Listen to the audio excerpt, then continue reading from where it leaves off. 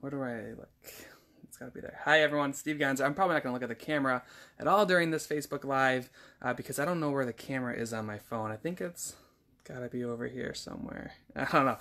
So I'm going to show you. I've been talking a lot about midfoot striking and how do you get better results in your running so that you can get injured less, shock absorb better. And I talk a lot about heel striking, and I want to show you some like first person view of what that looks like, and then I'm going to put the camera over here to show you another point of view. If you're looking to run stronger, if you're looking to get injured less, this is really important. It's all about the project that we have coming up called Midfoot Project. You can check that out at midfootproject.com. But let's show you this from a first person point of view. So I'm going to reverse my camera here. So I'm on my treadmill. You can see my son's tractor over there. When we run, traditionally, this is what people look at and what they see when they're running, and they get this foot way out to the front. Now my center of mass is way back here. So really what we care about the most is, yes, we care about that foot position, but that knee position is the biggest thing. When we have this leg completely straight, it is essentially a battering ram coming into the ground. So you push off, you carry that leg through, and you're braking right into that. The toes are pulled up, and then here's the sequence of events after you hit the ground. So your foot's going to slap to the ground, and then your knee unlocks. And then you start to pull through on that leg. Now that's important because when the leg unlocks, that I just showed you, that's when the shock absorption begins. When your leg's completely straight, as it is with a heel strike, you actually are in a position where the knee is taking all the load instead of the muscles and tendons. Now, the thing to remember is heel striking like this is like a start-stop motion.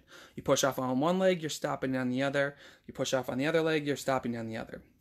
So it's very start and stop. It's kind of like driving your car down the road and tapping the brakes. Average runner takes about 80 steps a minute.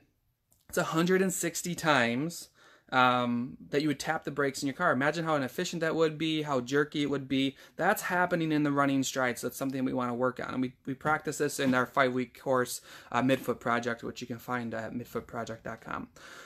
The other thing that this does, other than tapping the brakes, when you get that foot way out to the front, is you essentially negate the natural rubber bands you have in your body. And the natural rubber bands are your muscles and your tendons. They're the shock absorbers. So when you can teach yourself to midfoot strike, and I'm going to show this in a minute from the side view, so hang with me, you engage these natural rubber bands, and just like a rubber band, when you stretch a muscle or tendon, they have this free energy that pops you into your next stride. You don't get that when you heel strike. So I want to show that from the side view, and you can see like the difference. Let's just go real quick to the heel strike view one more time. So, whoa, lost my camera there. One sec, hang with me. Got this tripod that does not want to work. All right, so when we heel strike, that foot comes out to the front, foot slaps down, then you unlock. All of our weight is behind this point of where we're standing, so our natural ability to run forward is we have to catch and pull ourselves through. I want to show you how that's different with a midfoot strike. So let me see if I can get this to work. I'm in my basement, so don't judge the cleanliness down here. This is the pain cave. Let's see. So I'm just going to show you from the side view. Hopefully you guys can still hear me. If anyone's watching, just type midfootproject.com into the comments because I'm going to forget. And if anyone needs to check out the details of this program, they can just click on that link and they don't have to remember anything. All right, so midfoot. Let's go through the heel strike again. From the side view, I think it's helpful. Someone swings through, they get that leg completely straight. That's the battering ram. That's the tapping the brakes. That's the inefficient movement of trying to get faster. But it also completely dampens your ability to shock absorb. So you hit the ground like this, the foot slaps to the ground, and then the knee unlocks. The knee unlocking is how it's trying to shock absorb. So instead, what we want to do is you want to take someone away from this posture, falling backwards, braking, all that stuff. And we want this leg to swing through, and we want the foot to be neutral and the leg to come down with a vertical shin. So think about if you were to land in this posture. See how I can spring? That's the natural rubber band going to get load. It's going to get load as soon as you run. So we're pushing off, coming through, and we teach you to land and shock absorb.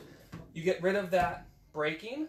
and you get more less impact, particularly through the knee. This has been proven time and time again to offload the impact in the knee. And I work with runners mainly over the age of 40, who that's a main concern of, is the health of their knees. So when you're looking at improving your foot strike, it's all about swinging this leg through, shin vertical, and then teaching yourself to be comfortable enough to land with that bent knee and everything else. So let me come back up here for a second. Hopefully that makes sense. Let me know in the comments if it makes sense. And I'll be around later to answer any questions. The real thing you have to understand is making these changes is difficult. If you're going to look to make a change in your run form, it's going to be completely awkward. It's going to feel completely foreign. One of the easiest things I always tell people is, because we've been doing this for 10 years and we've been helping people improve their run form, this is what they say. So we're making them transition to this midfoot strike, and they tell us it feels really awkward, it feels slower, it feels uncoordinated, and they don't like it.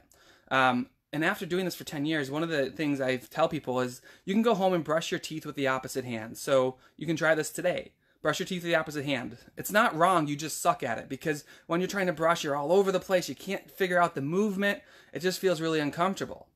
Huge problem is it's just that you're not good at it, you're not practicing it. So when we teach people the midfoot strike, there's this kind of learning curve. You're going to be relearning to run in a way that's going to preserve you for the long run, pun intended.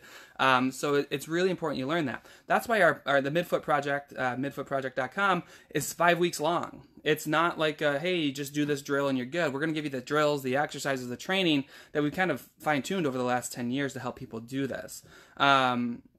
So one of the questions Amanda just wrote in, it makes sense, but is it okay if you have more of a forefoot strike? So let's talk about that quick. So I'm actually I'll put this back. We're going to talk about forefoot striking, because one of the biggest things we see when someone wants to change off their heel strike, which is a great thing to do obviously, is they overcompensate and they don't learn properly, and they end up treating their body like a diving board. So let me show you that now. Let's see if I can get this hooked up again. Again, if you can type midfootproject.com in the comments for me, I'd really appreciate it, because this way no one has to type anything in, and I'm busy trying not to let this tripod fall over. So let's talk about a forefoot strike. Hang in there, tripod. Okay, so when people come to us, and even when they try to go through our trainings, this is the biggest issue that people have, is when they come through, they'll swing this leg through. They used to be a heel strike, we're trying to get them to a midfoot, but they start landing on their toe. So what ends up happening, the most elastic tissue in your body is your Achilles tendon. There's a lot, I talk about the natural rubber bands. This sucker is a awesome rubber band, but it can be very detrimental to your running if you don't do this right. So tend to see when someone tries to change, is they swing this leg through, they get their foot here, but then they end up pointing the toe, or they have a straight knee with a point toe. You can see how my heel's off the ground here. So what happens is when the ground hits the front of the foot, is it's going to smash that heel to the ground, and then this leg's going to come through, and it's going to store a ton of rubber band force. And then what ends up happening is that push off, it releases all that force, and it shoots you way up in the air. So it's really inefficient. It almost kind of looks like a bunny. I don't even know if I'm in camera right now, but it looks like almost like a bunny motion. And people, instead of pushing off and going that way, they get a lot of up with it. The easiest way to envision this is if you, the Achilles tendon is like, if you run and you forefoot strike, it's kind of like a diving board where you run and then you launch down, just like the end of a diving board. Remember, you jump on the end and it throws you up in the air. A forefoot strike does the same thing to your running. Very inefficient, but what it also does is it overstrains your calf and your Achilles tendon. Our goal is to teach you how to land on a vertical shin, whole outside border of the foot, and then spin into the ground this way versus that with the toe showing, or that with the foot pointing down. So hopefully that helps a little bit. Let me turn the camera around. So midfoot strike, way better than heel strike. Toe strike, not a good solution for anyone, because it will ruin your calves and you'll run like you're on a diving board. We're going to be, at the end of this month, we are closing registration at midfootproject.com, where we're going to show you what we've done over the last 10 years to get people to the midfoot in the right way. this class is not designed for anyone who's got a race in like 2 to 3 weeks. Or actually, no, not 2 to 3 weeks. Anyone racing in April, not a great time to do this unless you're not looking for a PR and you want to just kind of learn the process.